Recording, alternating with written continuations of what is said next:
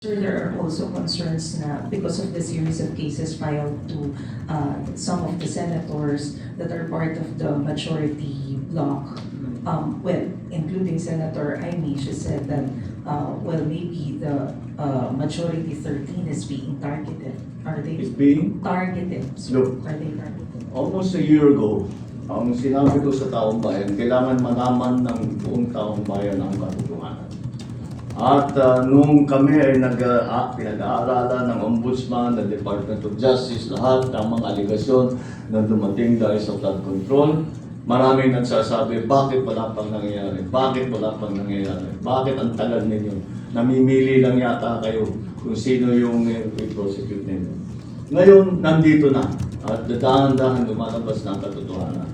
At dahan-dahan na. At ang pinakamaganda, kung talagang may kaso, kung sila ba naman ay walang ginawang mali, ay lalabas naman yan sa pagsusuri ng paghusga. At kaya naman, eto na yung mga ang hinihingi sa amin ng tao. Alamin nyo, ilabas ninyo lahat ng katotohanan. Ito ang aking ngayong ginagawa. Hindi pa tapos ito.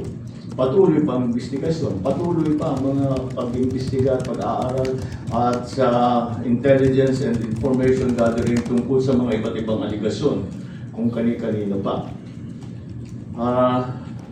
Hindi ko alam kung paano napunta na sinasabi na yung majority ngayon ang tinatarget.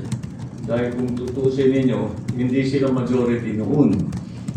So, that does not apply. It was because of the allegations that were made and the investigations that were conducted upon learning of those allegations against kung sino man. And kung ano man ang naging alignment sa Senado, walang kinalaman yun. Ito pa rin ang mga tao na lumabas sa mga pangalan doon sa, kung titingnan ninyo, ano ang kung saan pinagbabasihan lahat itong mga ito ay doon sa testimonya sa Blue Ribbon Committee. Doon naman lumabas lahat ito. So, kinuha, binigay ng Blue Ribbon Committee sa Ombudsman at sa DOJ ang mga findings sila, ito ang naging resulta ngayon. So, it has nothing to do with the alignment. Kung magbago yan, the alignment is different again tomorrow. I'm not saying it will be, but if the alignments are different again in terms of the majority, paano mo sasabihin pag nagbago na naman yan? So, hindi walang kinalaman yung majority, minority sa Senado. Ito ang dahil sa resulta ng mga investigasyon ng Blue Ribbon Committee at ang iba't ibang ahensya ng pamamahala. Thank you, Sir President.